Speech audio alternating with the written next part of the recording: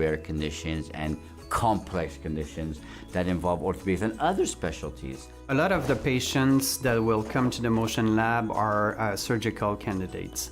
So the surgeon may be able to do a great plan with just medical imaging, with the clinical history of the patient and some observation, whereas the motion lab will bring real numbers that we can measure that the eye cannot catch necessarily. And so it allows us to be more precise in the diagnostic of the patient, and then it allows us to better plan the treatment. Rehabilitation is not easy. It's a tough part. So when we do rehabilitation, we did the surgery. Now we have the tough part, moving with difficulties, and it's saying, okay, now you're gonna have to do something that you might not wanna do. So how do we make that enticing for a patient to do this? And when I see parents writing back and saying, going to physio is the best part of my day, I said, oh, we're doing definitely something right. Without Shriners, I know my leg wouldn't be straight. And Shriners, it's really special because there's only 2 doctors that can do this type of operation. So I know I couldn't just go to another hospital. It was here or I wouldn't do it. So everything is super for me and the future looks bright ahead. Shriners is incredibly unique because we take the time for our patients. We take the time to listen, to understand what their needs are. Our team in social services, we try and make it as simple as we can for our families. Families coming from out of province, having a greeter meet them at the airport, drive them to the hotel. We make sure that our families are comfortable in what they do and in their decision of coming to our hospital, knowing that our people are the best that you can have right now. Yeah, this place is definitely like a family because they treat you very nicely here. They treat you like you're one of them. When you come in for like an x-ray, you're like, hey there, Michael, you know, how are you? Yeah, everyone that works here definitely has positive attitude, always smiles on your faces. I know a lot of people here. I love them like a family. You know, when you're a parent that has a child that's disabled, either wheelchair or has some disability, it's tough on the parents. And you know, when they come to the Shriners and they see other parents that have the same kind of child as they do, it's almost comforting in a way, you know, and they can exchange ideas. I can't tell you how many patients became friends from different backgrounds, completely.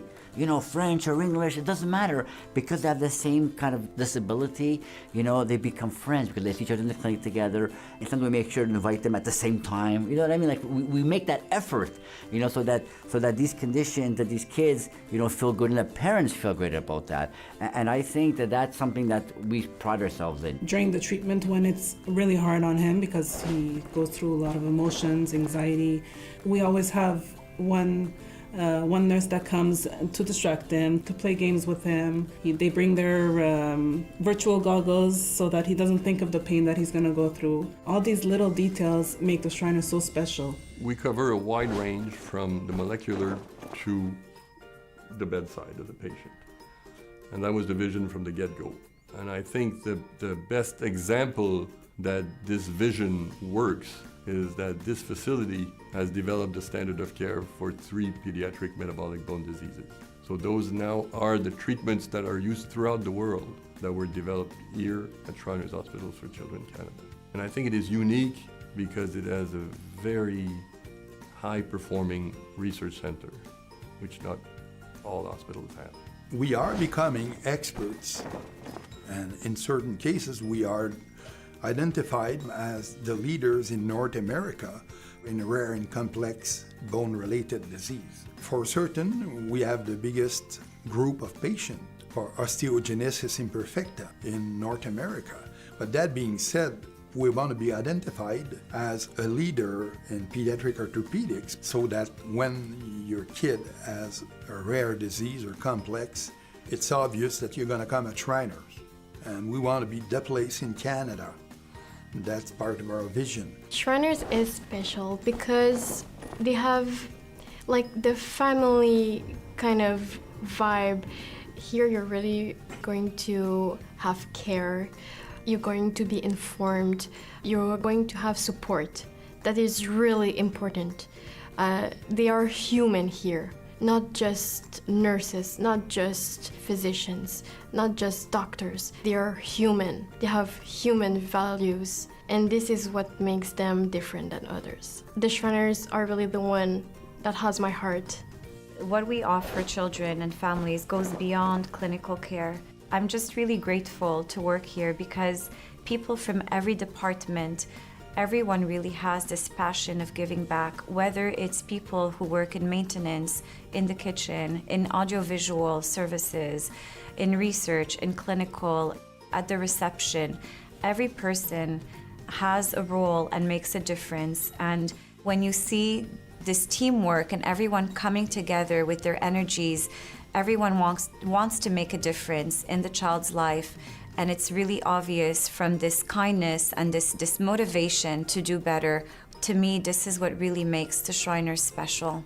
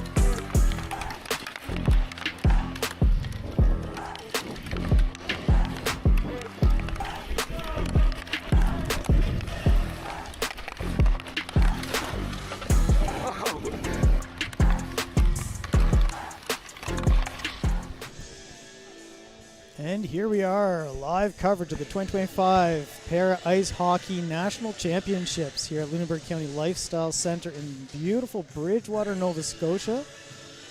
We're on Mi'kmaq, the ancestral and unceded land of the Mi'kmaq people.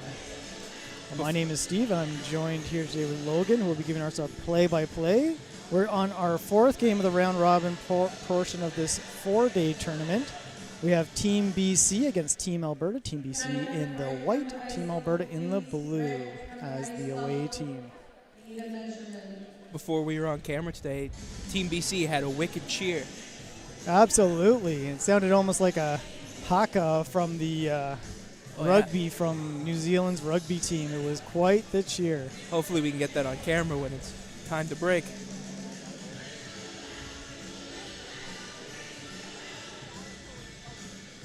Little delay getting started here. I look forward to these teams. Alberta, this is their second game of the tournament. BC, this is the first time we're seeing them in this tournament. As you can see here on your screen, the standings. Alberta has one win. Manitoba with one win with Quebec. This is game 4. Opportunity for BC to get themselves on the board one way or another. And I'm sure they're hoping it's in the win column.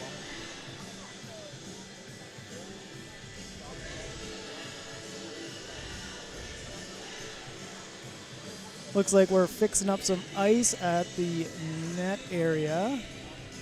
Some standing water likely on the ice, which is causing some delays here. When that puck hits a puddle, it just stops dead. But we have a little bit of conversation happening between Team BC and Team Alberta. Some good sportsmanship, I'd say. Absolutely, you're very right. There's a lot of inclusivity in these teams. A lot of great sportsmanship. The teams have met previously in tournaments. A lot of the players know each other.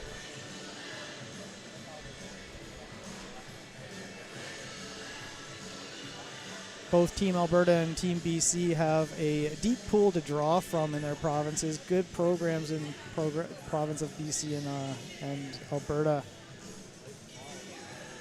These two teams get opportunity to practice throughout the season. Some of the other provinces have a little bit more challenge getting teams together, especially for a tournament such as this involving travel and that. Teams like Saskatchewan, which has players from multiple different provinces, up to 4 different provinces, and Team Atlanta is the same scenario, covering New Brunswick, Nova Scotia, PEI, and Newfoundland. And there's some players from Nova Scotia and Newfoundland and Ontario playing on Team Saskatchewan.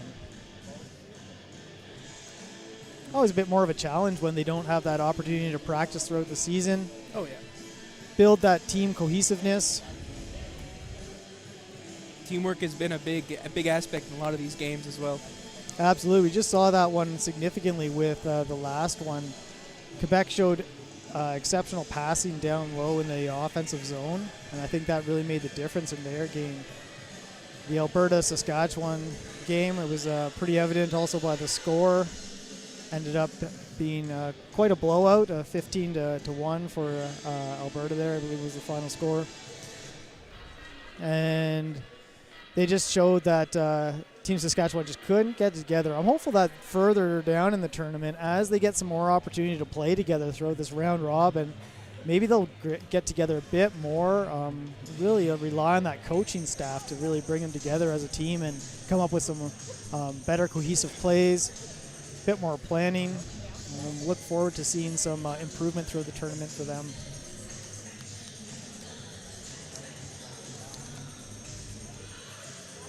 Team Saskatchewan plays at 4 today, do they not? Yes, they do. They take on Ontario. Ontario played in our second game against Manitoba. It was a close match there. Manitoba just squeaking away with it.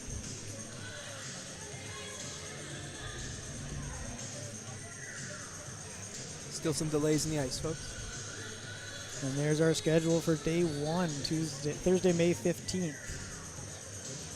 Ontario, Saskatchewan at 4, and then Atlantic plays at 6 against Manitoba, and Quebec at 8 p.m. against British Columbia.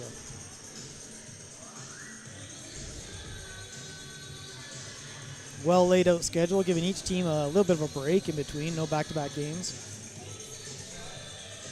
All these athletes have traveled quite a ways to come here.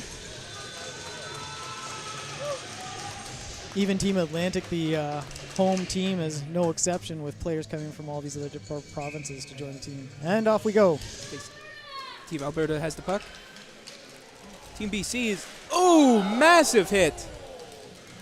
LeBlanc with a crushing hit there. That's a way to start a game. Now Another massive hit. First one on number 2, Pellizzari from BC. Seems to be okay.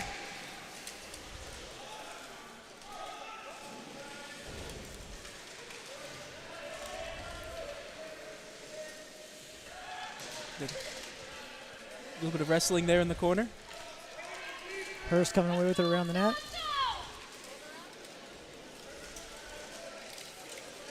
Team Alberta tries to make a shot there, but can't seem to get it in.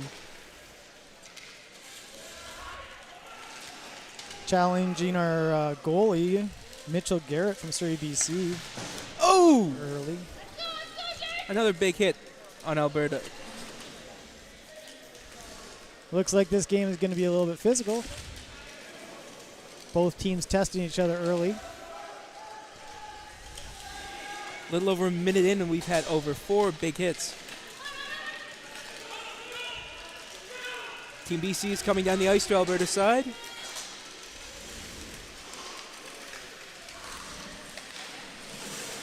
Alberta secured the puck. And they cleared out of the zone. We just can't see them there. Out of our view. Battle in the neutral zone. Dumped deep in the corner. Both teams looking for a change. Secured by the goalie, it looks like. That was an intense first bit there. Absolutely a great start. I think they're both trying to make an impression on the team, demonstrate that they're willing to play physical hockey. Oh, wow.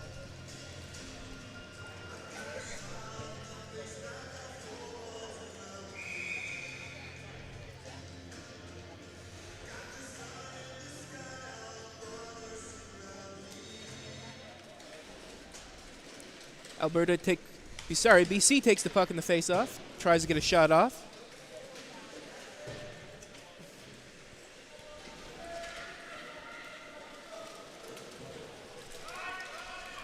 Puck is just coming out of the corner on Alberta's side.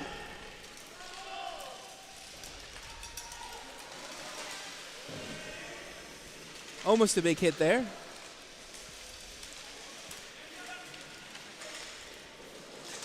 BC up and around, trying to see if they can get it in. And secured by the goalie. Good battle down low there. To note, BC does have a few Ontario players on their roster for this tournament.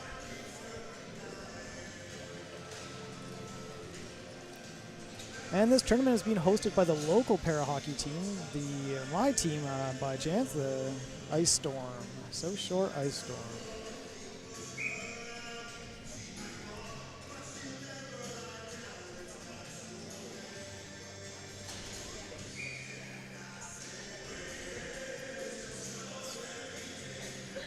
Trying to cut in a little early on that face-off. Linesman's not having any of that. And a face-off violation. Switch them up.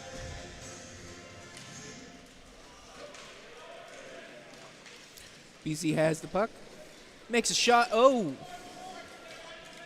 Just missed it there.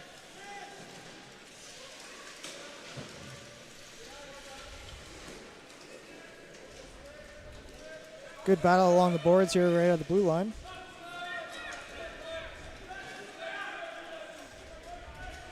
Alberta seems to be able to secure the puck. Can't get it out though.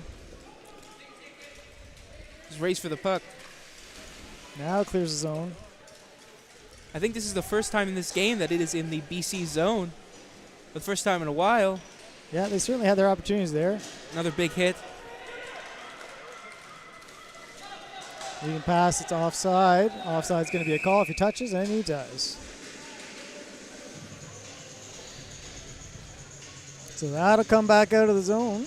Both teams will get some fresh players on the ice.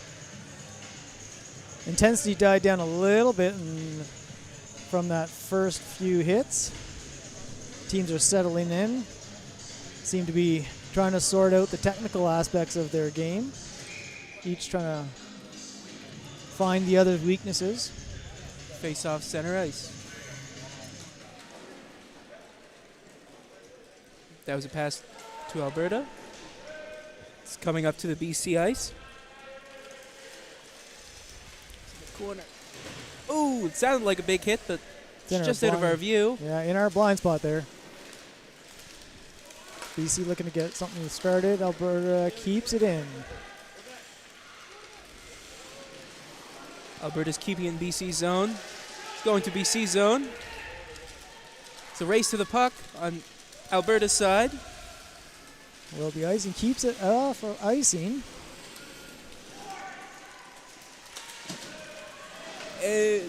Secured by the goalie there. And they keep it in. A very light shot down to the Alberta netminder.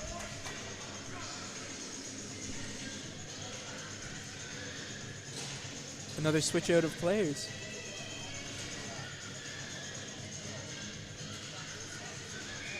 And in net for Alberta, we have Tyson Redveld from Fort Saskatchewan, Alberta. Another big hit there.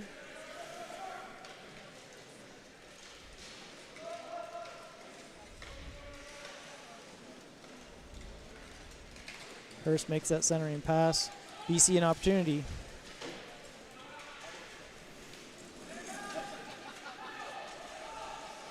Wraparound attempt by the captain. It's a good block by Alberta.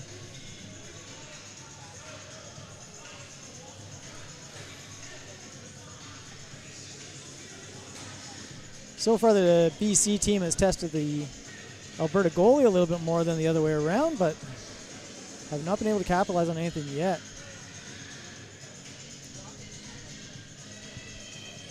And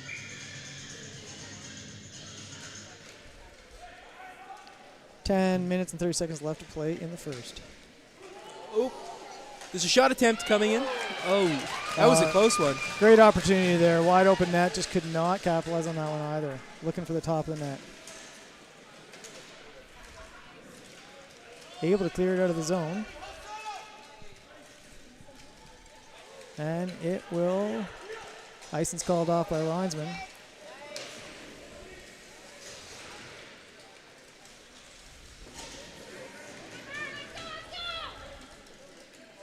See if BC can get something started here, deep in their zone. Oh, that turnover is dangerous though. Just out of our reach here. or sight, I guess.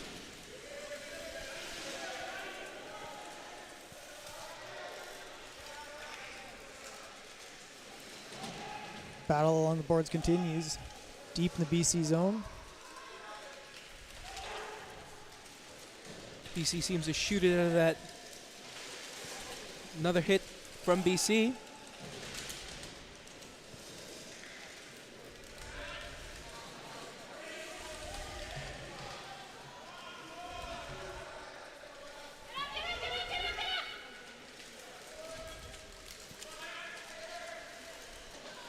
It's just outside the boards there. BC's coming up the ice again. Looks like it was intercepted by an Alberta player.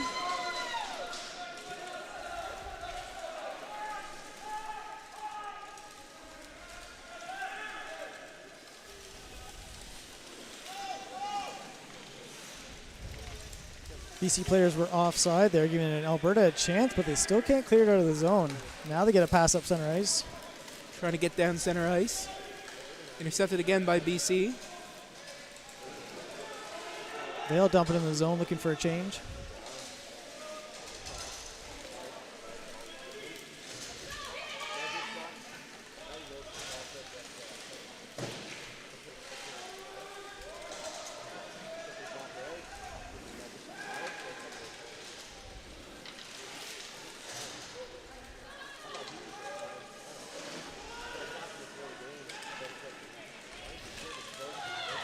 Good battle down deep in the Alberta zone there.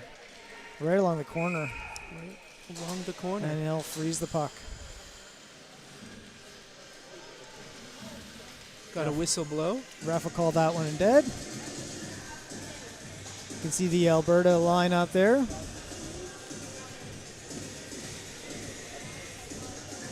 And the BC lineup. They've seemed to calm down from the first half of this period. Absolutely, yeah. With 7:50 to go.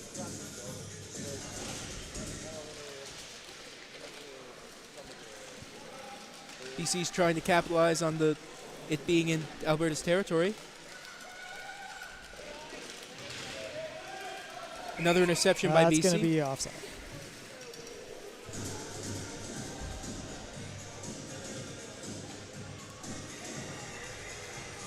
Certainly BC is showing a fair bit in the offensive zone. They look more active in the offensive zone, even though Alberta's had the puck down the other end.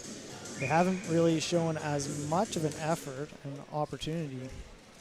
BC's starting to pick the game up in flow and intensity. Still in the Alberta zone. There was a pass attempt there. Big lead pass, race to the puck, but it does clear the zone.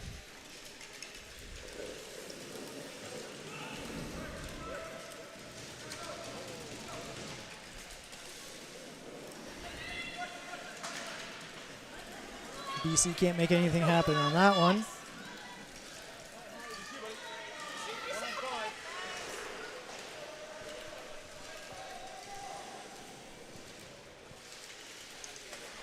And BC will collect it up in their zone and bring it out for another opportunity.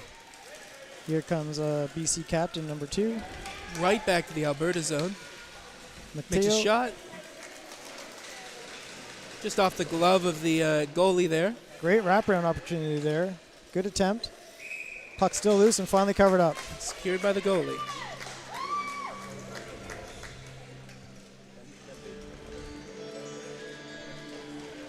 It's impressive of Retveld to pick that up within all that mess. Just found that puck and was able to smother it, kill the play, give the opportunity to change out the players. Still looking for the first goal, 0-0 here, 6:30 to play in the first period. Team BC versus Team Alberta. And Alberta's going to need a 5th player if they want to play this game, so let's get that on the ice. Looks like number 10 is coming in for the face-off.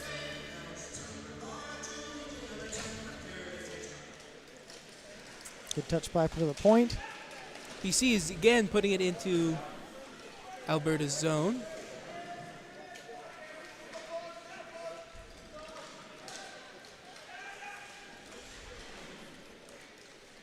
Puck is in center ice. Shot to BC side.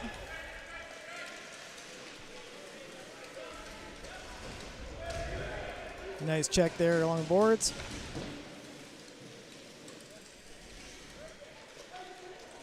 And secured by the goalie. Ooh.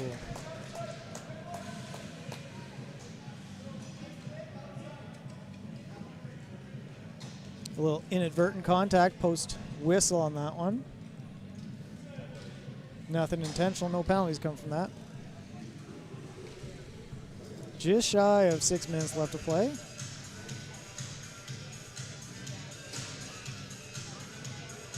As a result, that'll bring it outside of the blue line.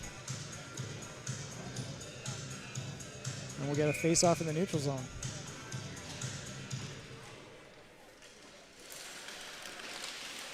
There's a bit of a scramble there for the puck. BC secured the puck into Alberta's territory.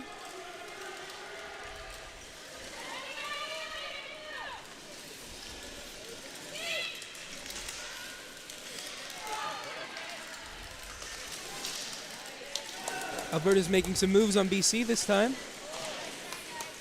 Jacob LeBlanc bringing that up for Alberta. He was the big scorer from their first game. 5 goals in that first game. Playing the boards right now.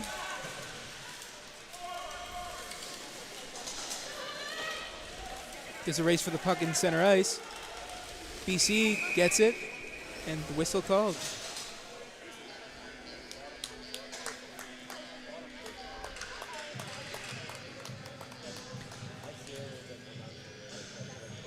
Pretty decent game going on here so far. The hits died down, but we see them now and then. Not an overly physical game. Both teams are kind of settled in, deciding to play a bit more finesse, a little less hitting. But they're still looking for those opportunities to crush each other against the boards when it comes up. But I think they've showed each other they're very serious. Very serious. Absolutely. Face off in BC's corner.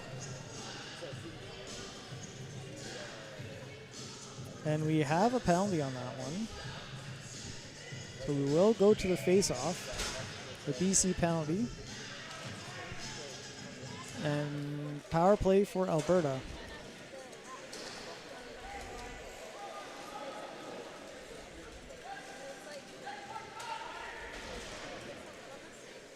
Just under 5 minutes to play. See if Alberta can capitalize on this first power play of the game. Good centering pass. Handled smartly by our BC goalie. Not much of an issue on that one. Another face-off in the BC side.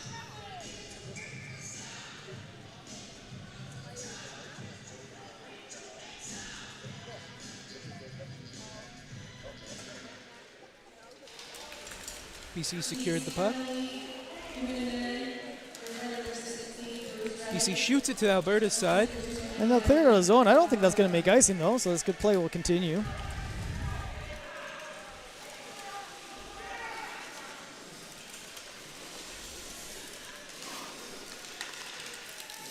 Alberta secured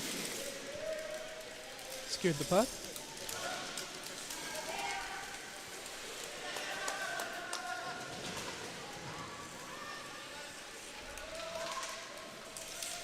BC clears it out again. Another good job of killing that penalty. Still not going to make it for icing, I don't think. It's going to be under close. a minute left in the penalty.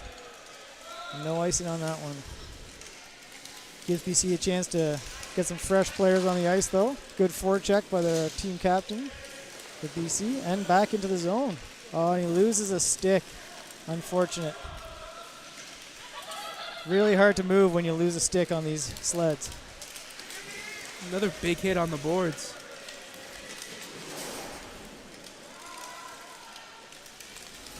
Oh. BC doing a great job on this penalty kill thus far. 20 seconds to go on the penalty. 3:30 left in the period.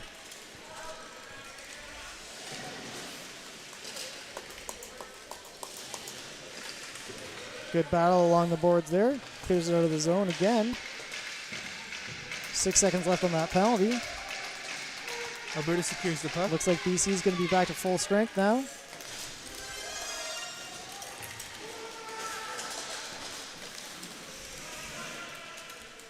BC has the puck on Alberta's side. Oh! Great Alberta secured the opportunity puck. here for Hillman. He's just going to dump it in.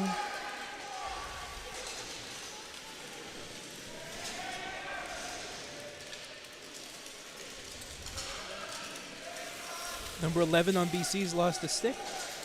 That's the second time he's lost a stick. Got to hold on to those things.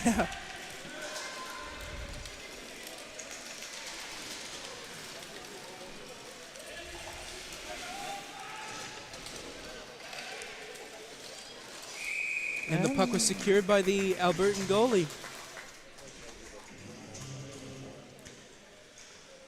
Neither goalie really tested yet. So far they've been solid though.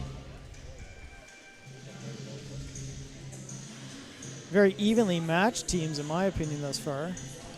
Both have had their opportunities. Alberta's sat back a little bit more on the defensive for this period, but and a great shot there. That was right off the face-off. Good solid shot. Battle for the puck here. BC secured it.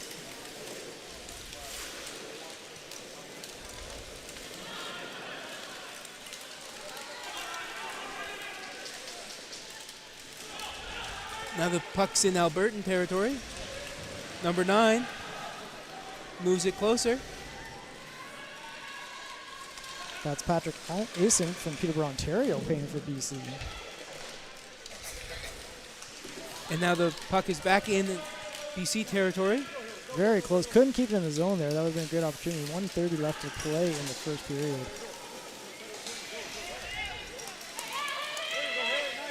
Turnover deep in the BC zone. Opportunity here, and a good shot on net. Good save by the BC goalie as well.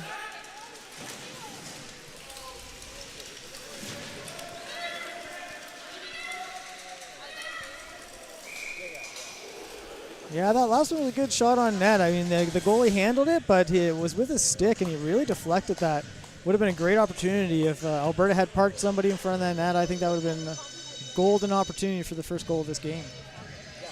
Switch up with players at the moment. 1 minute, 12 seconds left in the period, sorry. And although our shots show a 4-1 for Alberta, I'm not sure that it's overly accurate. I question that, but Yeah, it seems like BC has been playing very aggressively. I'm surprised it says 1-4.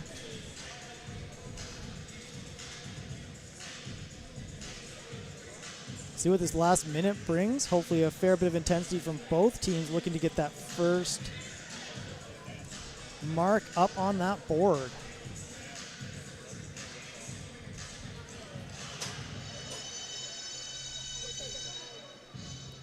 Not entirely sure what the delay is at this point.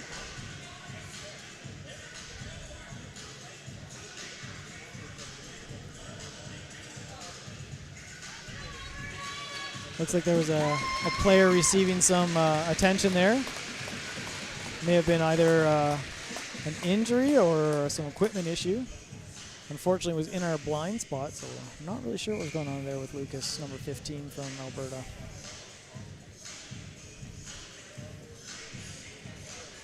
Bring the face off into the neutral zone just outside the Alberta side. Number 16 from BC is taking this face off. It's Bruce Redding from Surrey, BC. LeBlanc picks it up. Alberta's has it in his zone. 1 against 4 right now. And he takes a shot, but deflected by the BC goalie. Yeah, there's a first good high test on that BC goalie there.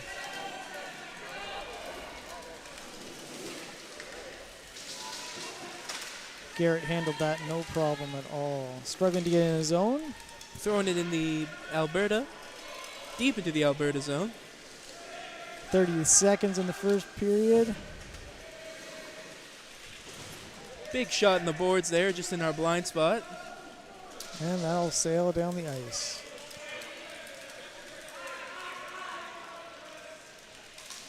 BC secured the puck. One forward checker, see if BC can get it out and get something going here.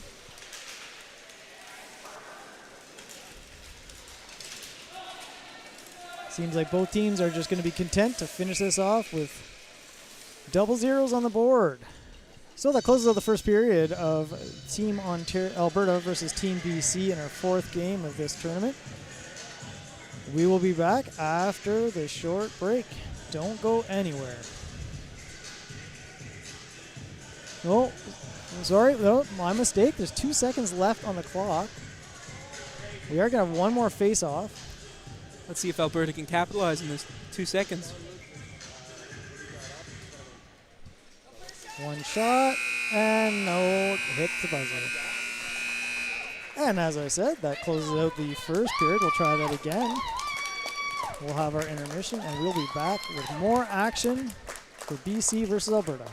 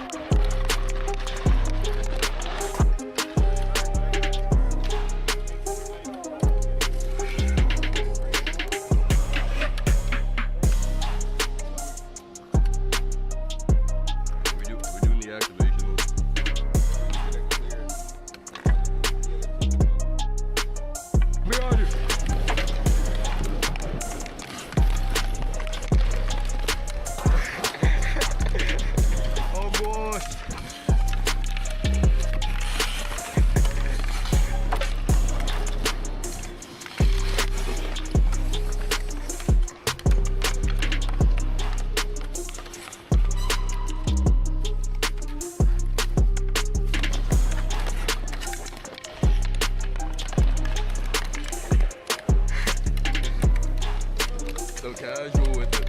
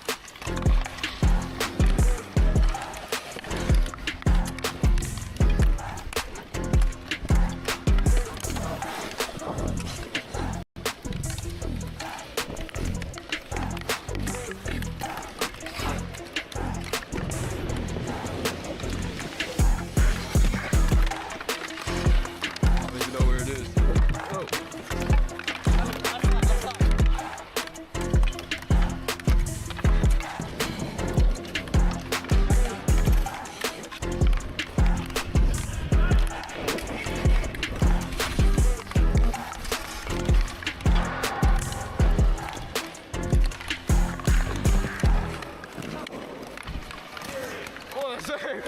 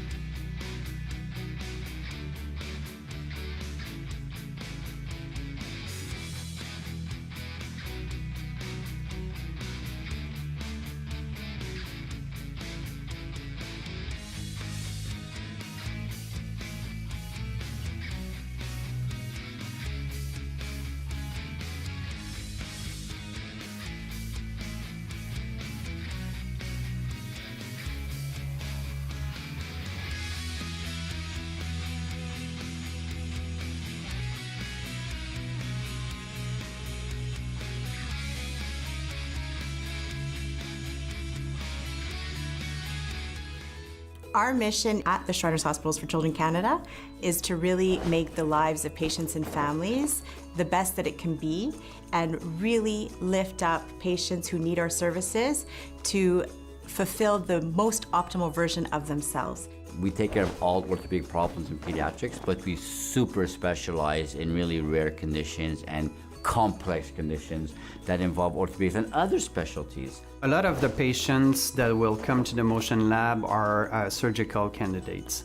So the surgeon may be able to do a great plan with just medical imaging, with the clinical history of the patient and some observation, whereas the motion lab will bring real numbers that we can measure that the eye cannot catch necessarily. And so it allows us to be more precise in the diagnostic of the patient, and then it allows us to better plan the treatment. Rehabilitation is not easy. It's a tough part.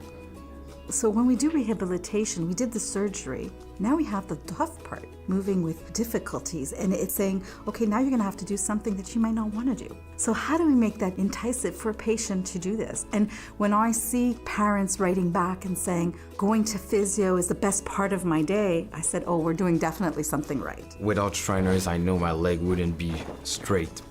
And Shriners, it's really special because there's only 2 doctors that can do this type of operation. So I know I couldn't just go to another hospital. It was here or I wouldn't do it.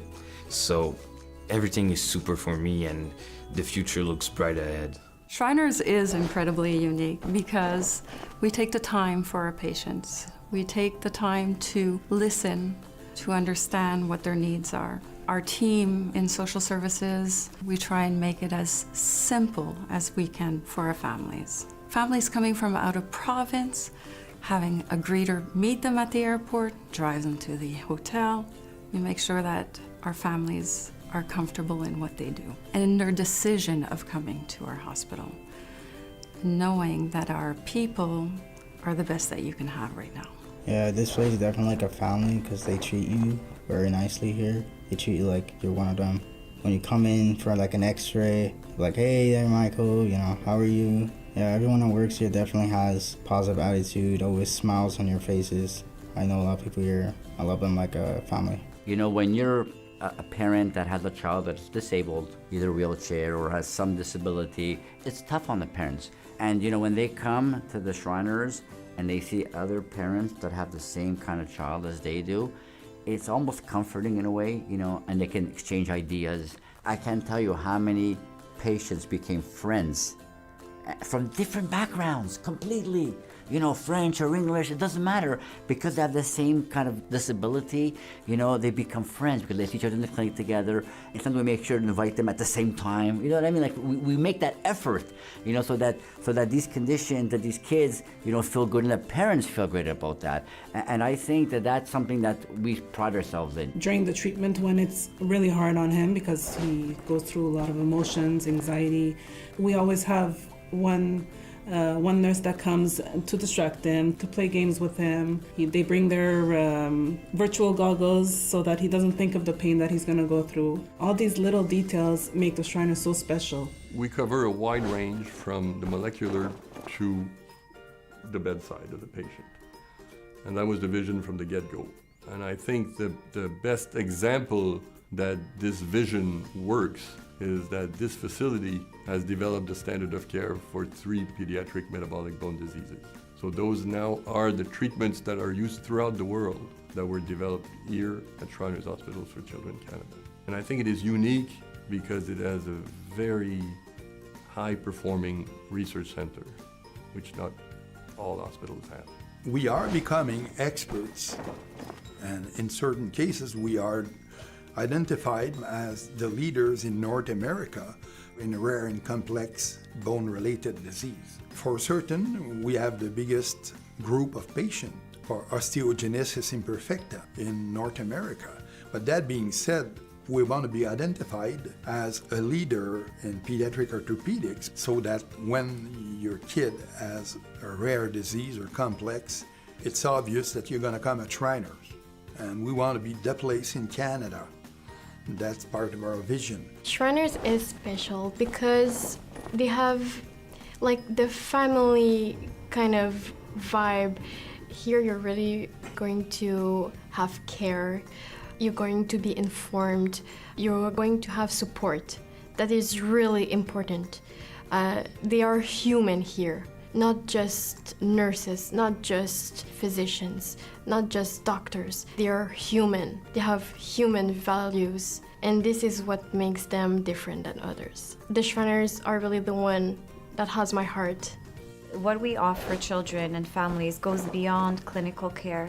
I'm just really grateful to work here because people from every department, everyone really has this passion of giving back, whether it's people who work in maintenance, in the kitchen, in audiovisual services, in research, in clinical, at the reception. Every person has a role and makes a difference. And when you see this teamwork and everyone coming together with their energies, everyone wants to make a difference in the child's life, and it's really obvious from this kindness and this motivation to do better. To me, this is what really makes the Shriners special.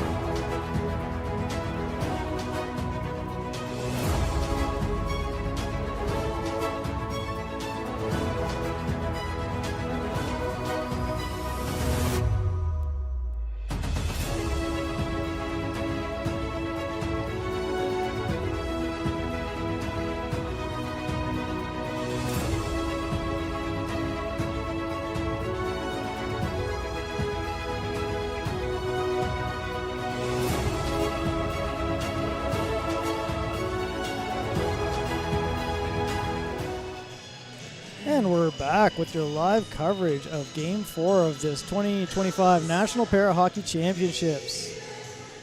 Team Alberta facing Team BC. Great first period, lots of action. I hope that this second period will open just like the first one did.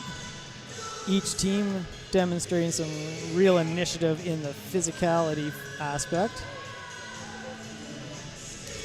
And off we go. Sent to the Alberta side.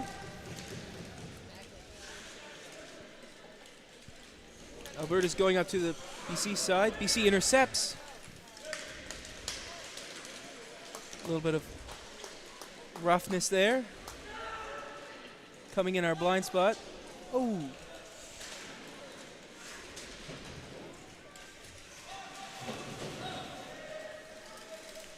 Some big hits against the boards there we could not see, but we could hear it. And it's cleared out. Good opportunity here for Alberta. Race to the puck. Oh, and as we saw before in previous games, right after they flood the ice, there's spots that are quite damp. And we'll hold on to that. It's a real problem once they flood the ice here. You see that puck just stop dead. And it's puddles on the ice. It's really hard for the players to anticipate. The only saving grace is that both teams are dealing with the same issue. Face off on BC's side.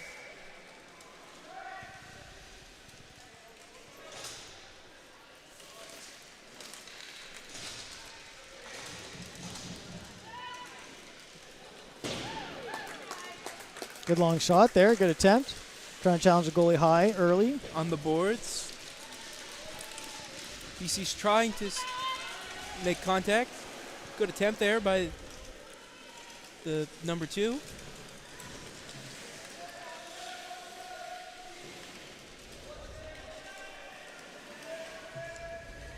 A little bit of roughhousing on the far side from us there. Trying to secure the puck.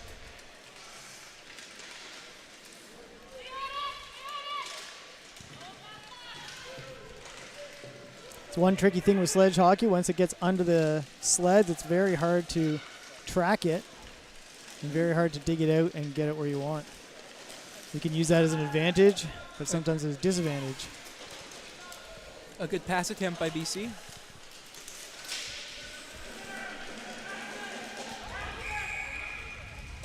Whistle was blown. And that'll be an offside. A little bit of pushing in the center there.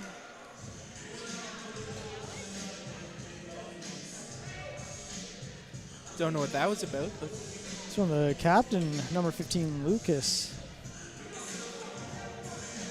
Obviously not happy with something.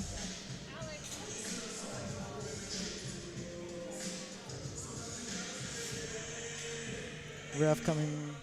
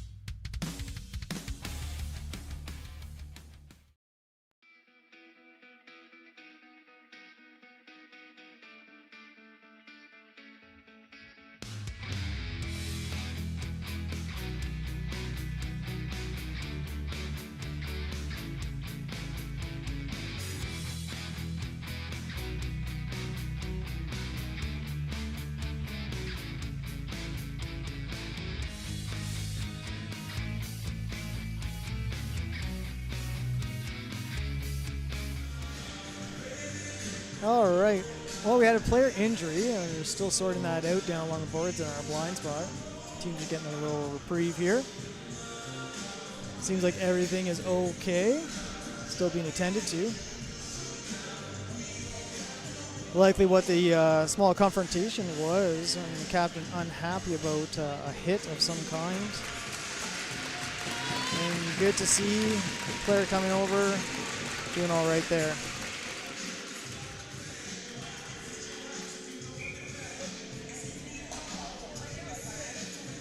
That's number 9, Skiffington, the Newfoundland player for Alberta.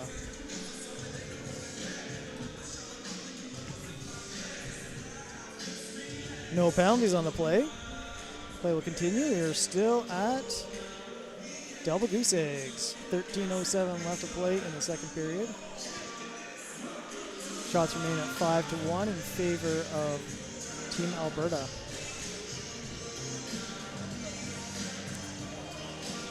In the Alberta zone, let's see if BC can get something going on their offense here. Still no significant challenges for our goaltenders yet. Face-off goes to Alberta. Goes to the BC side. And that's dumped down for icing. Now comes straight back to where it was. And we'll try that one more time.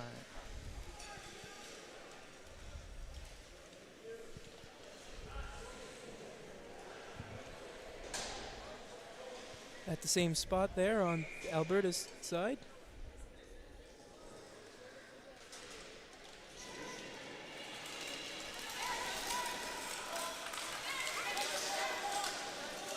Caught her on the sleds. Alberta comes out with it. Alberta's coming up center ice on BC. Good opportunity to shoot. Oh, big hit from BC. Tom looks like he's got like a little bit of an injury there. He's going to stay down. And that'll be called down. So we have another injury on the Alberta bench. This is their second game. The only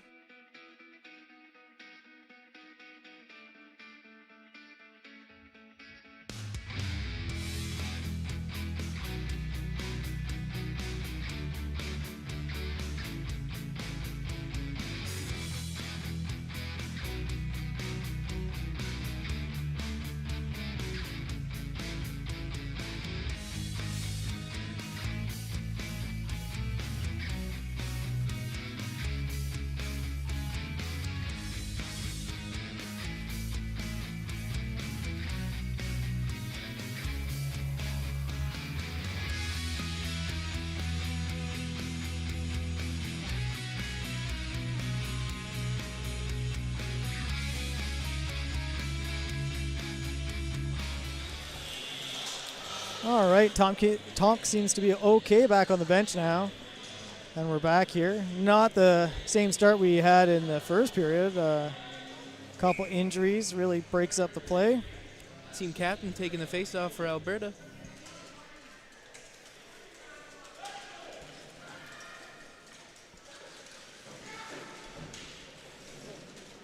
Good opportunity here. Bringing it around the boards. Plays that stuck at the boards there, just in our blind spot.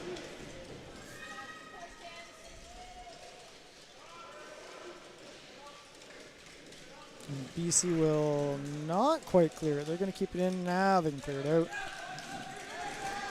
Good lead pass. Good pass. And a shot attempt by number 9.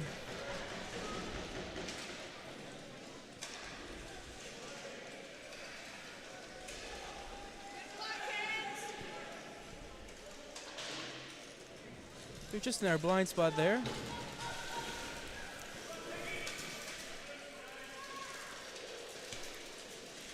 Still in the Alberta zone. BC trying to set something up here. Get a good opportunity. Good defense play. A lot of defense by Alberta right here.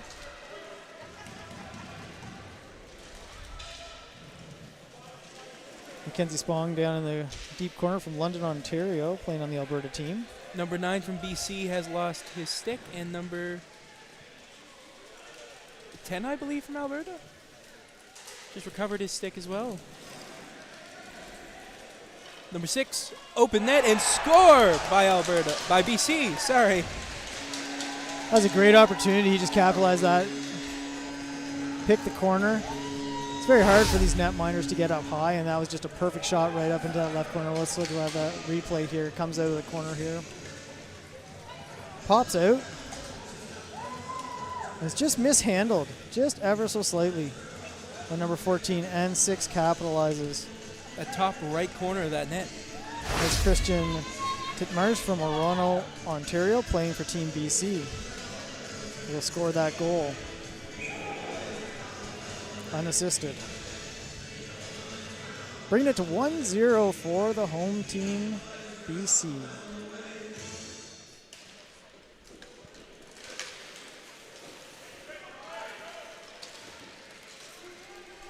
BC again coming out of that face-off aggressively.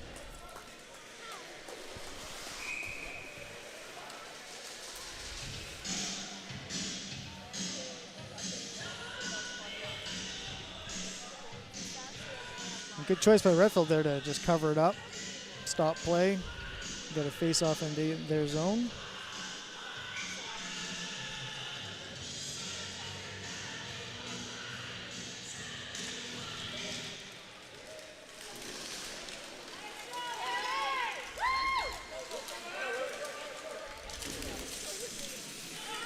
Alberta has the puck now.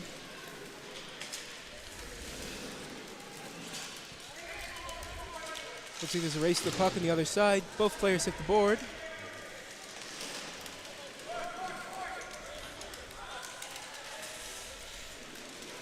The BCB secured the puck.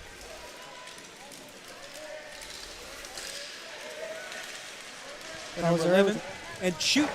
Yeah, that was close to a goal there.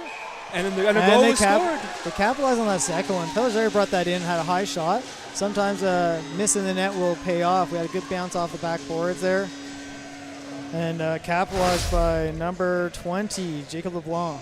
Or, sorry, wrong team, BC, number 20, which is Matthew Norris from Langley, BC. You see here, great pass, high shot, and the goalie turns on it. And that was it just there. Just that turn from the goalie looking behind to see where it went. And then that bounce came right back out in front. Team captain taking the face-off in the center from Alberta.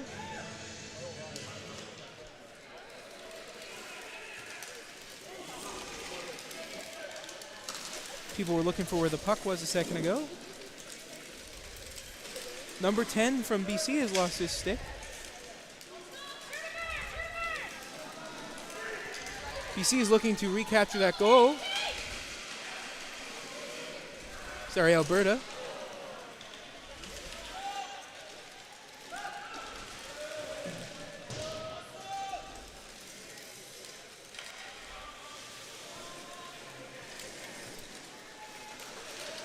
Whoa.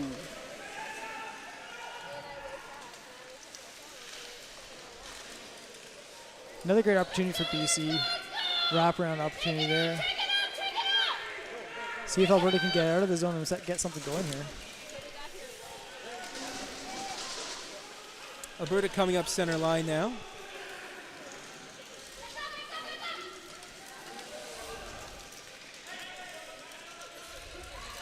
Intercepted by BC. And the whistle called. I think we're going to have a penalty on that play. Didn't see the signal from the ref as to what it was. It was potentially a T.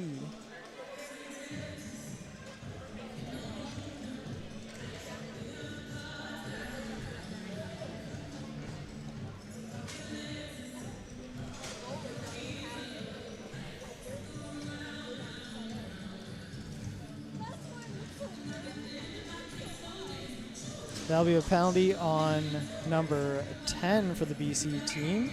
Brendan Hurst from Langley, BC. 2 minutes. Face off on BC side. Good shot attempt, but right in the glove of the BC goalie. Can't quite clear it. Here they come again. Good opportunity. Good patience. Good teamwork for the Alberta team, passing back and forth.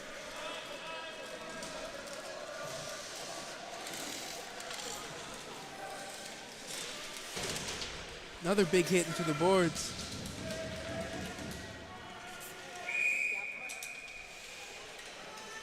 And that'll be called dead by the referee.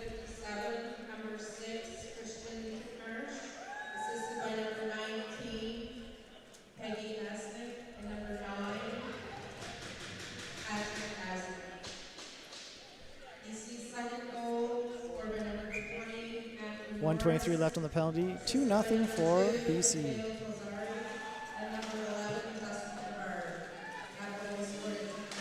Alberta trying to set something up in the BC area here. Another big shot into the boards.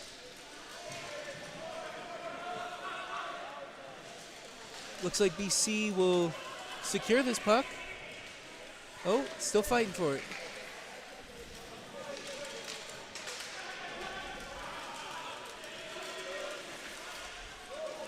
This Alberta line showing a little bit more grit here, really trying to get something on the board for them with 7 minutes and 35 seconds left to play in the second period. Tries to go for it.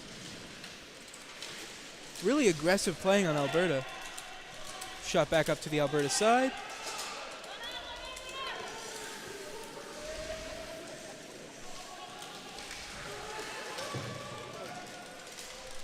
Alberta goes in again on BC's side.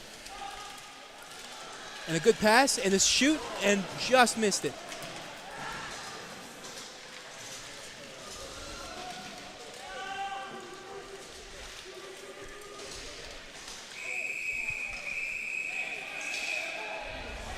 Whoa, little roughhousing there. Yeah, when you're going to attack the goalie like that, you can expect to get some hands on you, pull you away. People are not going to put up with you roughing up their goaltender. BC doing a pretty good job on this penalty kill. Alberta's been keeping the pressure on. Still some talk from the Albertan side.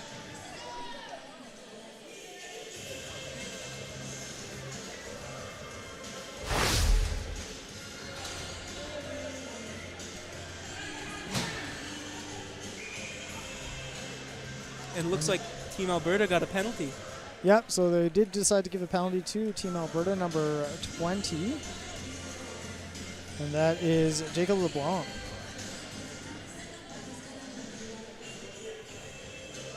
So we're going to have 4-on-4 hockey for 6 seconds. And then Ontario will go on the power play. Or sorry, Ontario. BC will go on the power play. Face off on Alberta's side.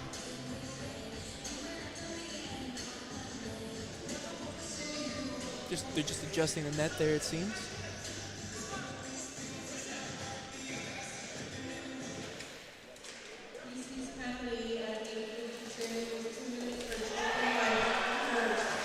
And a great goal there, just outside the glove.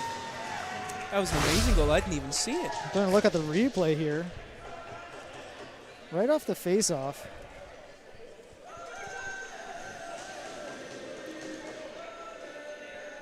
BC wins it fairly cleanly, and just a great fluttering shot. And I don't know if number 2 got anything on that or if it went straight in. It was really hard to tell. BC's doing an amazing showing this second period.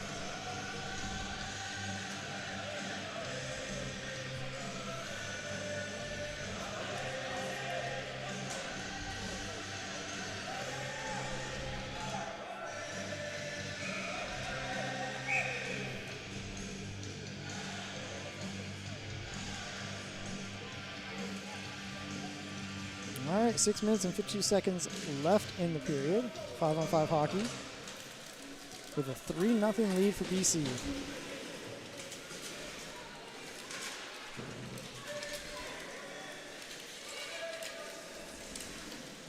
They're just in the boards there. We can't really see what's going on. Comes out of the boards. Intercepted by BC.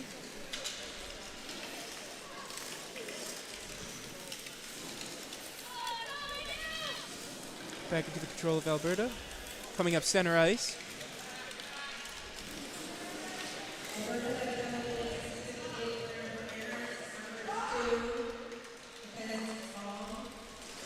Pushed off by the goalie.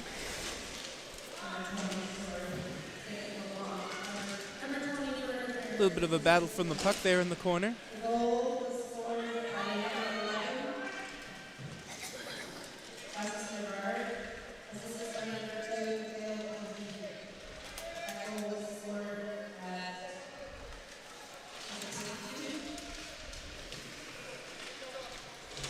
Just seems to be coming out of the corner there now. We're still there.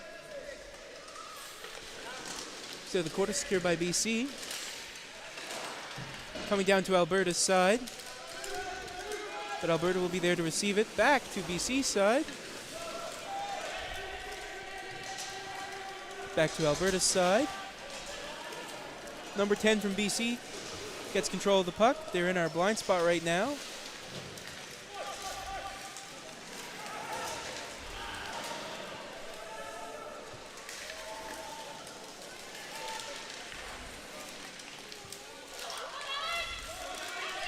Coming down center ice from Alberta.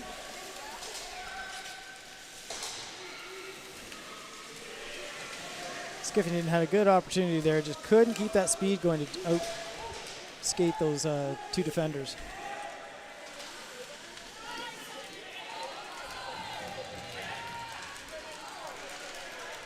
BC's coming down left side of the ice.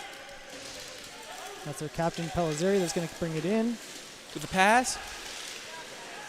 Blocked by Alberta. Back in the game of BC. A little too high. Well, you know, that worked out last time for Pellizzeri, but not this time. Alberta seems to be getting the puck, but intercepted at the boards.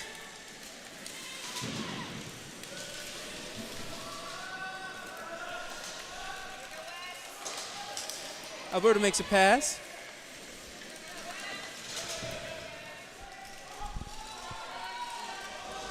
Number 10 from BC has the puck now. Shooting at the center ice. Caught by LeBlanc. LeBlanc's coming down center ice. Takes a shot and gets secured by, not secured by the BC goalie. No, it was a good initial save, but LeBlanc had that rebound. He just could not capitalize on it. He got caught under his sled. He was able to pick it up and slid it back under his sled, but could not get the right hand action.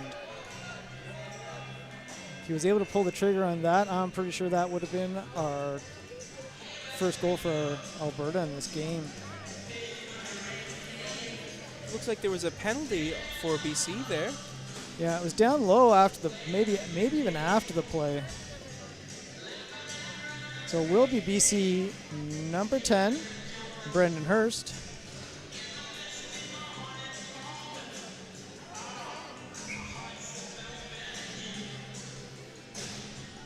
I think it was an interference call. And that'll be 2 minutes. Alberta will go on the power play. Let's see if they can get a couple goals on this one. Finish off the second period with 3 minutes and 20 seconds left to play.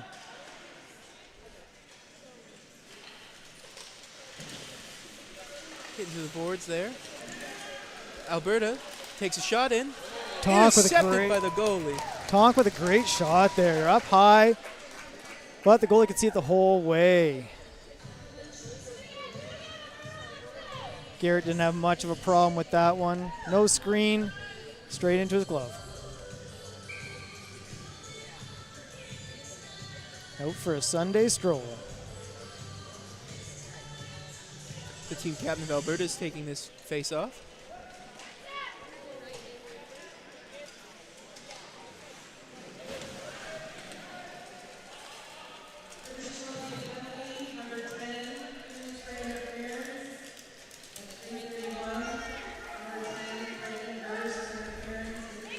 BC managed to push the puck back onto Alberta's side, but didn't seem like it stayed there that long. Yeah, BC doing a decent job so far on this penalty kill. 1 minute and 7 seconds left. And they'll fire it back down.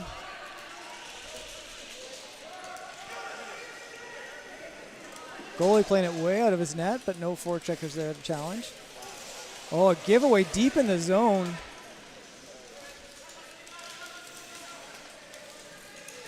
BC would love to get a shorthanded goal, put it up to 4-0.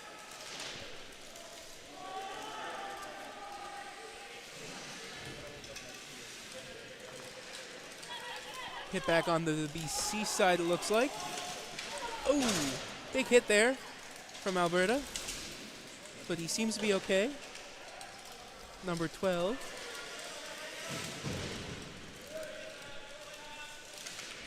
Cleared out of the zone again with only 15 seconds left in this penalty. And cleared down to kill off the penalty. Back to 5-on-5 hockey in 4 seconds. Don't think they're going to capitalize on this. And a little bit more scuffling going on. Unfortunately, it's not something we can see right now. Not sure if there's any penalties coming.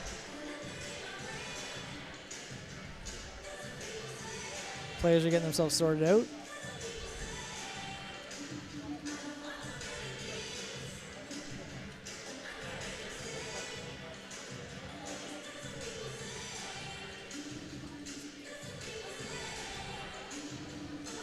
Certainly BC taking a few more penalties than Alberta in this game. Alberta's only had the one.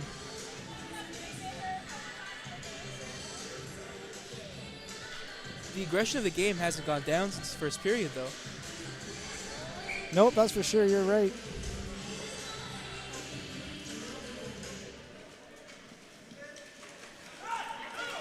Back to 5-on-5 hockey. Minute 20 left in the second. Relatively low shots, 7-5 in favor of Alberta, but the score does not reflect that with a 3-0 lead for BC.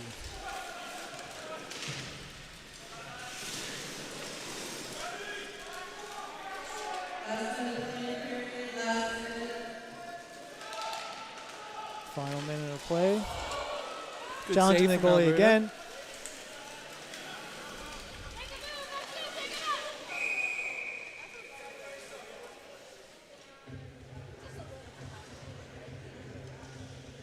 He knocked the net off there. I think there's some question whether BC player was pushed into the net or not. Either way, no penalties being given out on that one. And we're going to go to the face-off. 45.2 seconds remaining. BC looking for that fourth goal. And there they it is. get it. What a shot. Just a beautiful shot. Power, accuracy. There was nothing he was going to do on that one. He would have had to have lightning in his glove to be able to stop that one. BC's getting a lot of points off the power play. It's the face-off, as it seems. Yeah, those face-off wins and the quick shots after that. They haven't really had any shots down right in front of the net, but they are certainly capitalizing on those outside shots. A little sharpshooting going on, and it's paying off. 4-0 for BC. 40 seconds to go.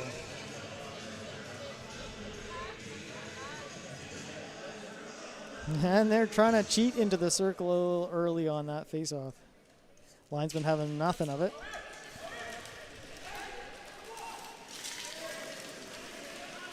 BC's trying to score the fifth goal.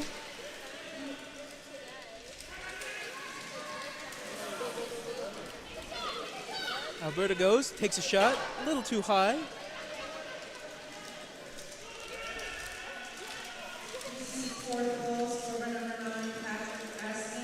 BC coming down for the last 10 seconds. Down for the last 10 seconds. Good shot there. It did not go in. 3 seconds left in the clock. All right, and that'll close it out for our second and very action-packed second period of this Ontario. Sorry, I keep saying Ontario. This BC versus Alberta game. Some great playing there. A few penalties, but Alberta could not capitalize on those power plays. So that's something they're going to have to really work on if they keep getting the penalties in this third. But I have a feeling that BC is going to pull back and play a lot more defensive with that 4-0 lead. We will be back for the third period of this fourth game of the 2025 Para Hockey National Tournament. At Shriners Children's, we're home to the world's leading pediatric orthopedic care. Because so many life-changing advancements start here. We provide access to the best doctors and never allow your ability to pay for services to compromise the care your child needs. We're the first place to turn for the most common or complex orthopedic conditions, home to possibility, and empowering kids to achieve the extraordinary. Shriners Children's, the most amazing care anywhere.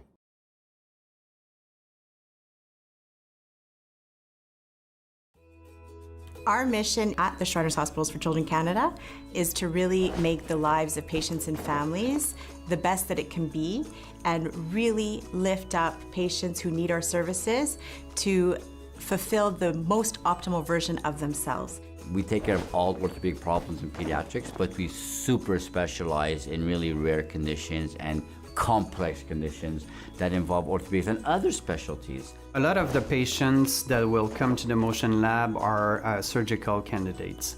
So the surgeon may be able to do a great plan with just medical imaging, with the clinical history of the patient and some observation, whereas the motion lab will bring real numbers that we can measure that the eye cannot catch necessarily. And so it allows us to be more precise in the diagnostic of the patient, and then it allows us to better plan the treatment. Rehabilitation is not easy.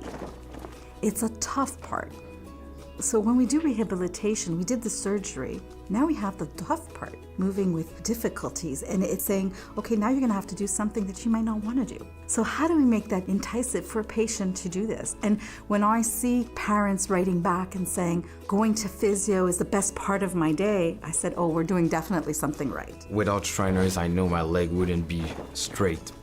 And Shriners, it's really special because there's only 2 doctors that can do this type of operation. So I know I couldn't just go to another hospital. It was here or I wouldn't do it.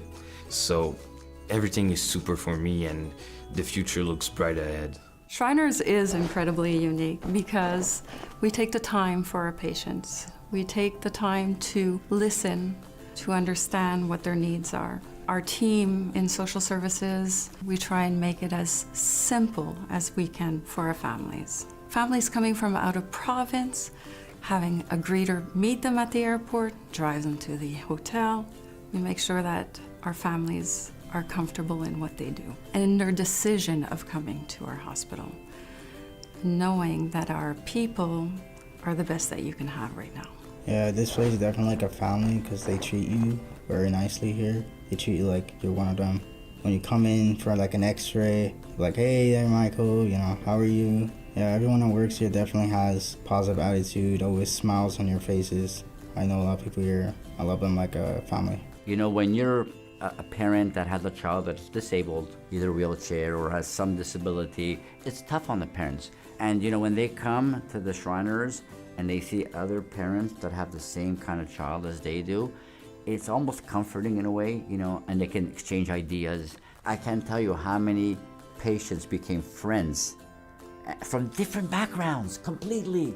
You know, French or English, it doesn't matter. Because they have the same kind of disability, you know, they become friends because they see each other in the clinic together. And sometimes we make sure to invite them at the same time. You know what I mean? Like, we make that effort, you know, so that these conditions, that these kids, you know, feel good and the parents feel great about that. And I think that that's something that we pride ourselves in. During the treatment, when it's really hard on him because he goes through a lot of emotions, anxiety, we always have one nurse that comes to distract him, to play games with him. They bring their virtual goggles so that he doesn't think of the pain that he's going to go through. All these little details make the Shriners so special. We cover a wide range from the molecular to the bedside of the patient. And that was the vision from the get-go. And I think the best example that this vision works is that this facility has developed a standard of care for 3 pediatric metabolic bone diseases. So those now are the treatments that are used throughout the world that were developed here at Shriners Hospitals for Children Canada. And I think it is unique because it has a very high-performing research center, which not all hospitals have. We are becoming experts, and in certain cases we are identified as the leaders in North America in rare and complex bone-related disease. For certain, we have the biggest group of patients for osteogenesis imperfecta in North America. But that being said, we want to be identified as a leader in pediatric orthopedics so that when your kid has a rare disease or complex, it's obvious that you're going to come at Shriners. And we want to be the place in Canada. That's part of our vision. Shriners is special because they have like the family kind of vibe. Here you're really going to have care. You're going to be informed. You're going to have support. That is really important.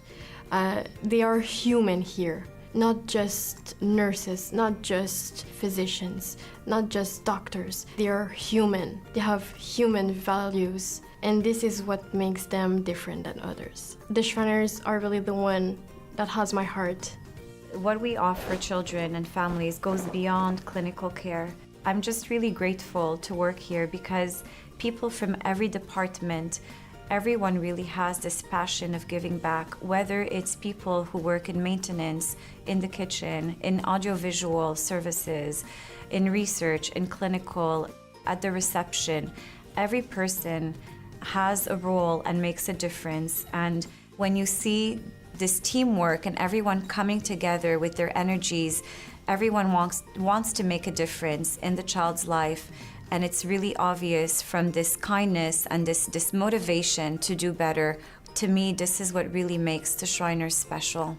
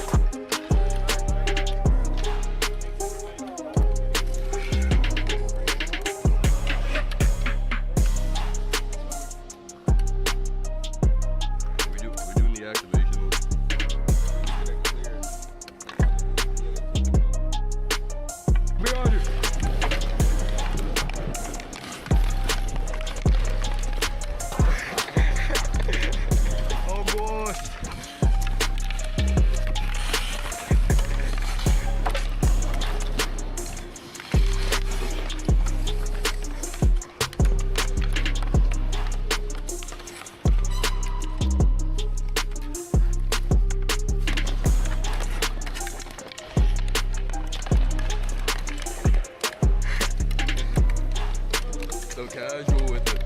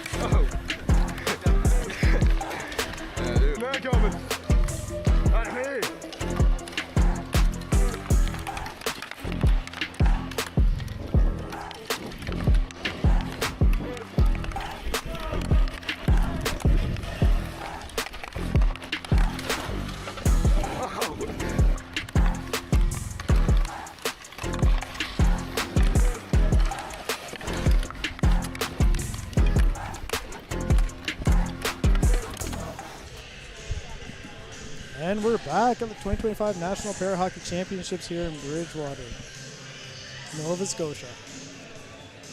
Our fourth game, Team BC versus Team Alberta. 4-0 for Team BC with a comfortable lead going into the third. Shots 7-7 all tied up, but the scoreboard does not match that. BC looking to take back, Alberta's looking to take back some ground in this period. Big hit immediately. Penalty coming there, absolutely. And that's going to be another penalty to BC as soon as they touch the puck.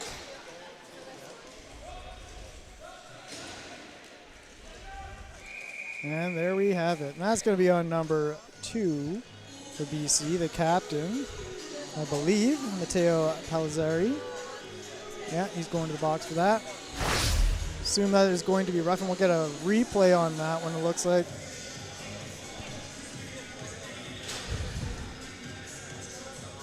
There's the face-off win for BC.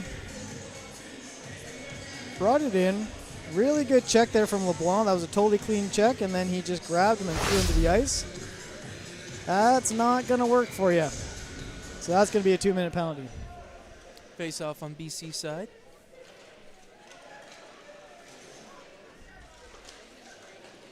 BC's been doing really good off these face-offs. Yeah, you're right. They have won predominant number of those face-offs, and they've definitely capitalized on some goals with those. Alberta has the puck now going to BC side.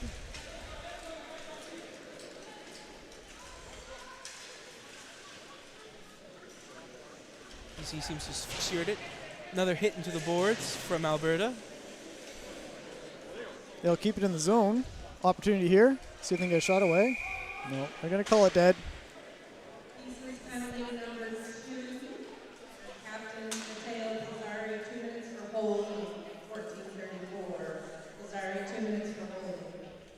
So they went with a holding penalty on that last one. I think it could have gone either way. Bit of a roughing or a holding penalty. But they chose the holding.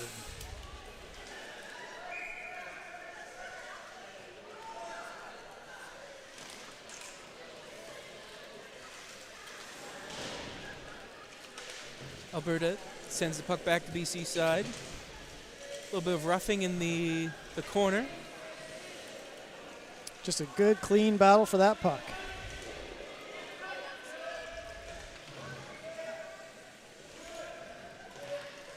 Ref looking for some movement on that puck before they call it dead.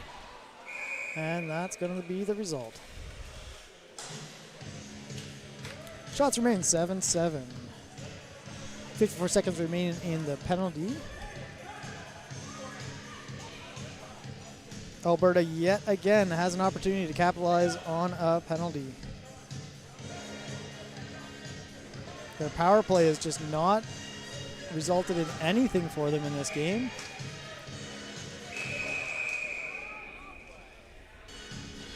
And we'll try that again.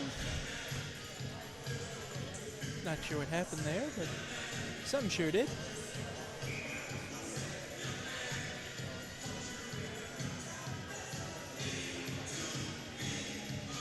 Got a face-off violation. We'll switch it up. And here we go. And we'll pick somebody else. We'll get there.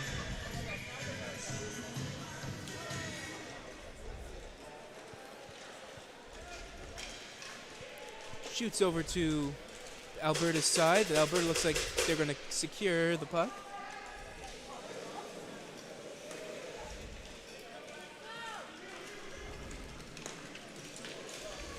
Good pass attempt by Alberta. Yeah, Lucas just couldn't handle that puck, unfortunately. That would have been a great opportunity there.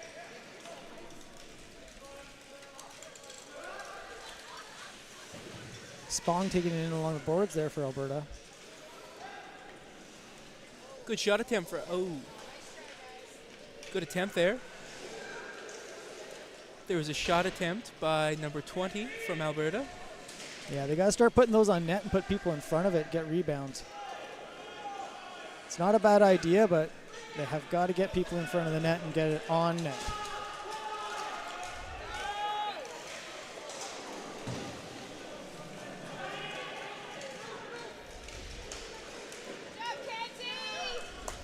Alberta looking to secure a couple of goals in this period. Great effort by Spong there to get it into the zone. She's taking it right into the net. That's a great play there. Good battle.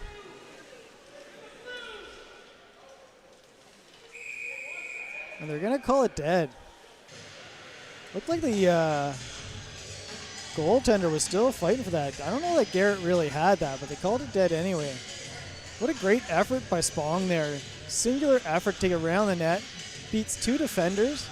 Straight into the goaltender. Just an excellent, excellent singular effort by Spong on that one.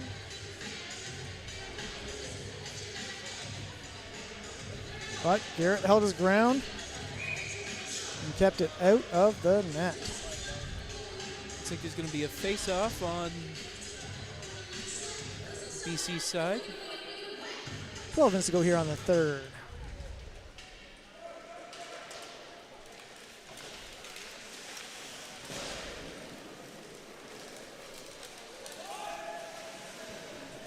Looks like it's in the corner there.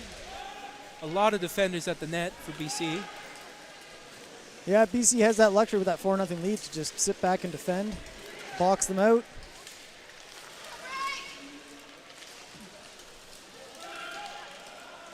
Alberta really looking to get points this period.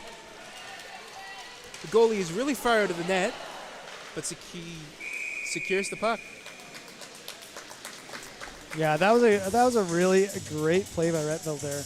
I mean, it's a risky one, but he was able to get his stick on that.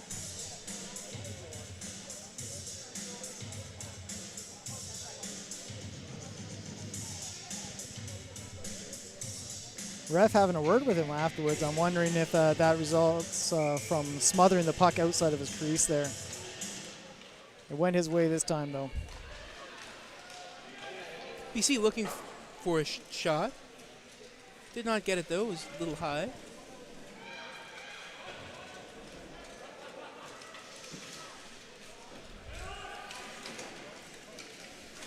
Hillman with a good check. But BC gets it back into the zone. 11 minutes left to play.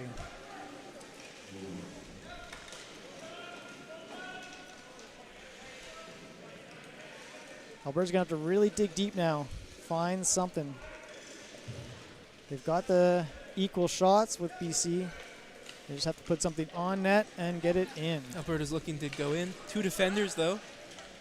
More defenders now. Somebody has lost a stick. Great lead pass. BC with a great opportunity. With a shoot, and just off the goalie's glove, I think, there. Yeah, I don't know if he got a piece of it or not. It certainly looked like he might have.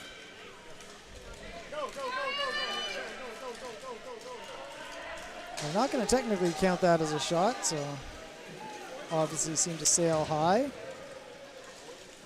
Alberta making the change, leaving only a forecheck. BC still playing aggressively, even though they're 4 points up. And with another attempt there, but still a little bit high. Another high shot, but they're not done yet. They're playing the best defense is offense type hockey.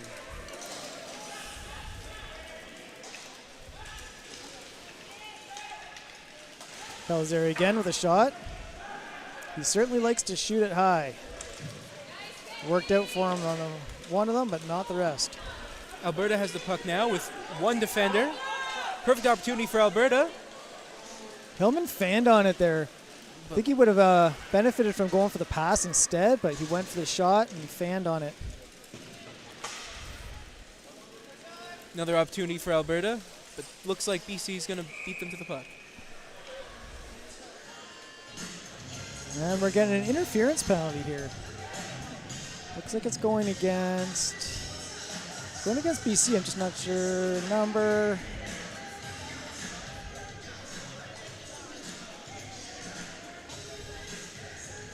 BC has quite a few penalties this round. Yeah, they've had a significant number of penalties. Most penalties we've seen out of any of the games thus far. I would certainly say they're all legitimate. That's going against number 18, James Jamel from Quesnel, BC. Team BC looking to secure their puck again. It's on Alberta's side. And I want to say that's the 5th or 6th penalty that we've seen where Alberta had an opportunity to be on the power play. Let's see if they can't get something going on this one.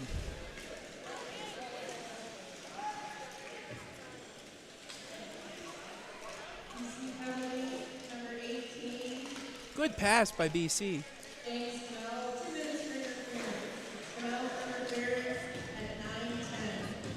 And they're really going on the offense here, BC. Seems to be the way that they've been killing these penalties is a really aggressive, strong offensive, looking for even a short-handed goal here.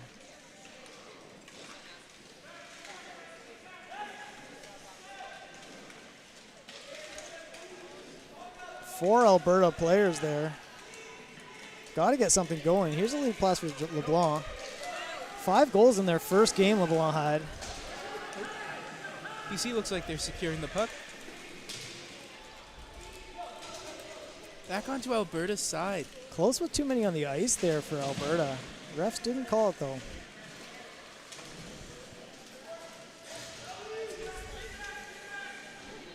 .32 seconds remaining in the power play. 7:38 left in the period. All right, Alberta's got an opportunity here. See if they can't get something going. Alberta's now on the boards. Hoping to get something out of that.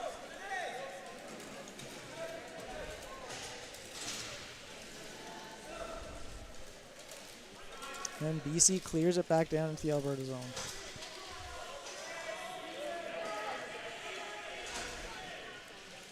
Alberta secures the puck.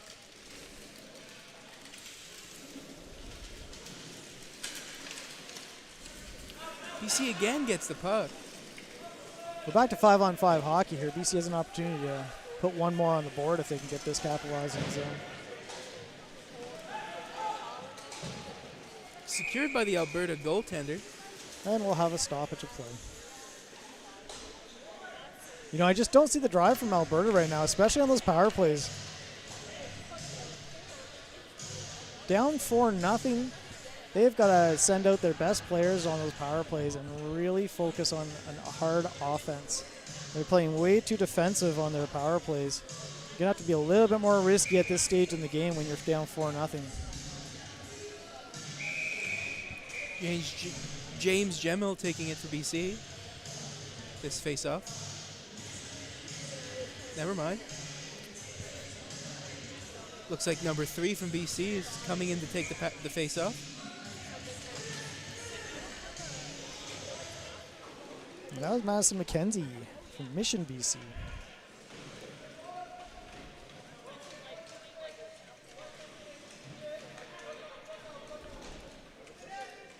To Alberta. Good attempt at a shot here, but 2 defenders at the goal line.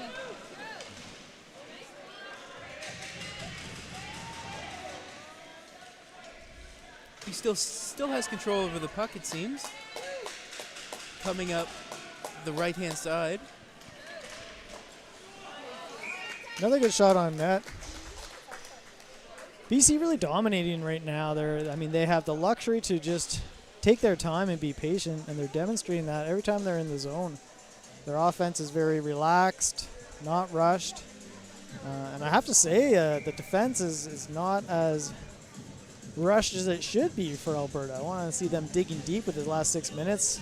I wonder if it's related to being their second game of the day, showing a little fatigue. This is BC's first game.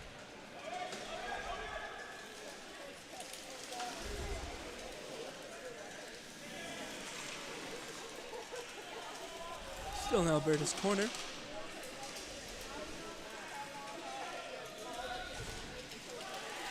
BC takes a shot, and it's in. Oh, great tip. What a wonderful tip. And I believe that was McKenzie, if I'm not mistaken. Team's certainly happy for her. And so is she. What a great play. Right spot, right time as a winger. Just right in front of the net. Nice quick pass in. We'll see that on the replay. Quick pass in, beautiful tip into the net. Pops it right over the goalie.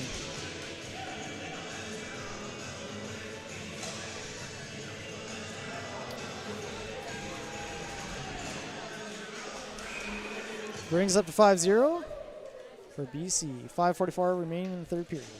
Number 9 taking the face-off for BC. It's a good chance for Alberta.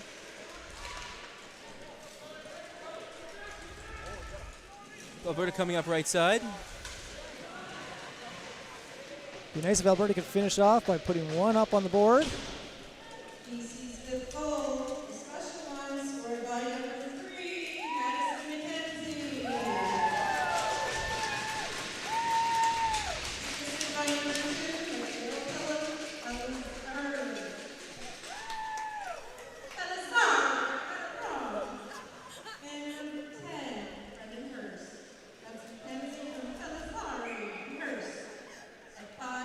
Looks like there's going to be a face-off on the BC side.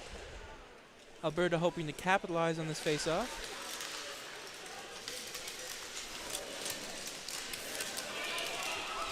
And BC throws it right back to Alberta's side. And they get a shot in, but it's a miss. That was a great, great save by Redfeld. Coming across the net like that, a good, solid shot, great save.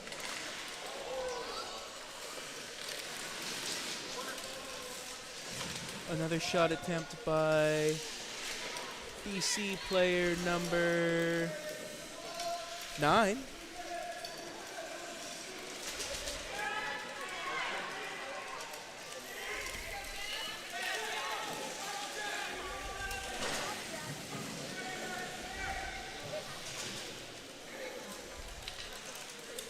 Number 9 again from BC.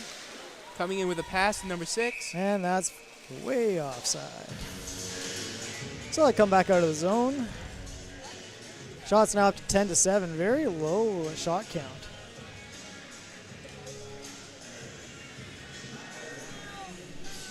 .422 left to go in the third period. Well, I have to say, I'm not sure what Alberta's going to do at this point to get back in this game. I think the gas tank is pretty low. It'd be great to see some goals. That would really boost their morale going into day 2 of the tournament.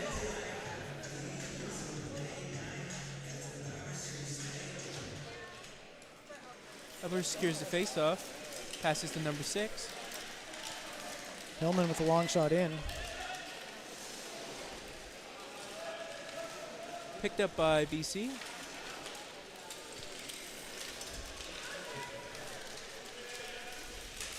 BC just throwing it out of their zone.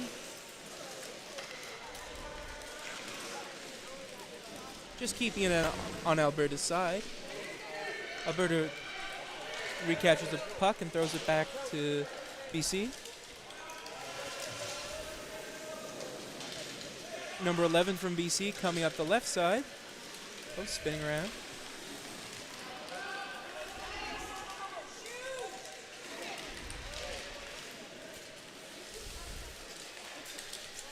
Clears it out of the zone. BC has the luxury to just hold on to the puck. I'm surprised he just dumped that down. Allows Alberta to come in. See if Hillman can make something of this.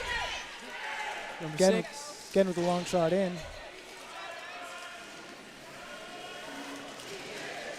Another hit there. Yeah, Lucas throws in a nice solid hit for good measure near the end of the game. 3 minutes to play.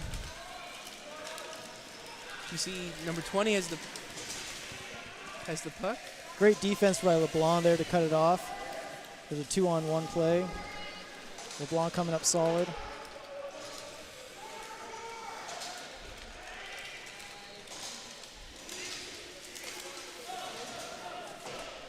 BC just wanting to keep it in Alberta's side.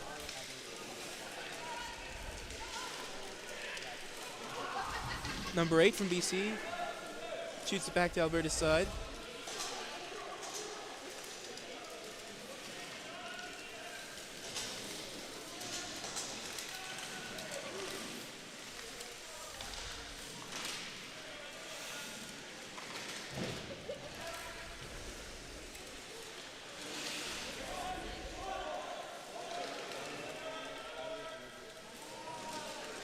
Number 10 picks up from BC and takes a shot in.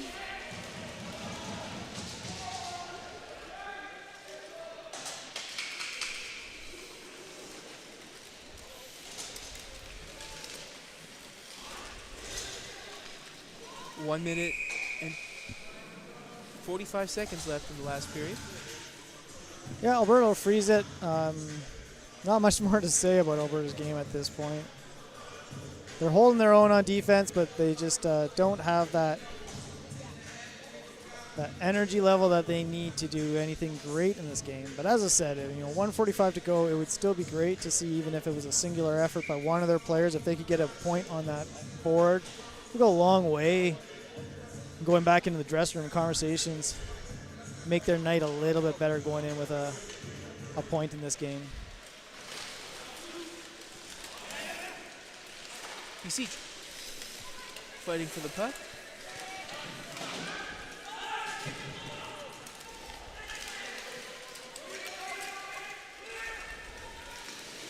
BC is not going to give them the time to relax, though.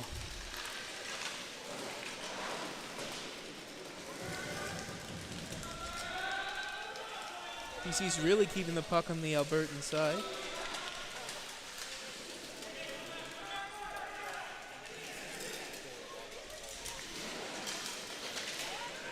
Little push into the Albertan net. And the ref decides that is enough of that in front of the net. Outside of where the puck was, probably not on the screen. Just some scuffle with the goalie and a few players. No penalties as a result, but it's going to come out of the zone. 1 minute left to play in this one. 5-0 BC.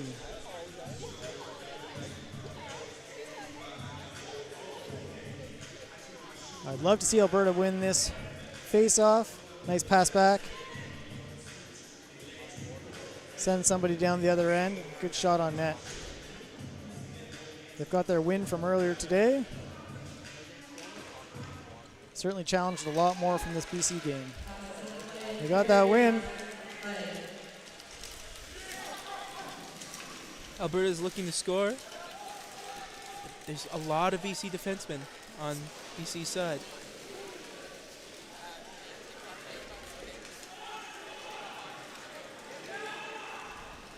BC's very happy just to kill time right now. 36 seconds remaining. They're just going to hold on to possession. Couple passes.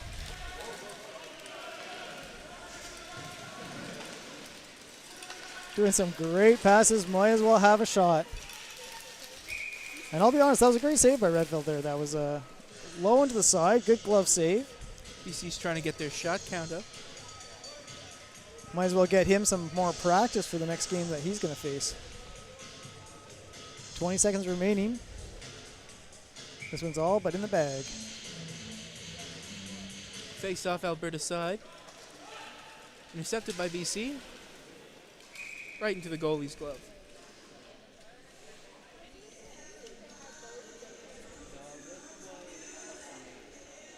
And although we're a little behind schedule, our next games are Atlantic versus Manitoba. Oh, sorry, Ontario versus Saskatchewan at 4 p.m.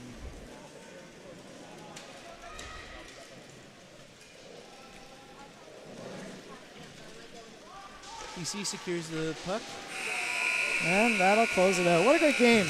It was a high-intensity game at the start. We had a great first period, lots of hitting. Second period, BC just capitalized on a great offense and maintaining that intensity, and I think that was the maintenance of that intensity for the duration of the game that really saw BC through.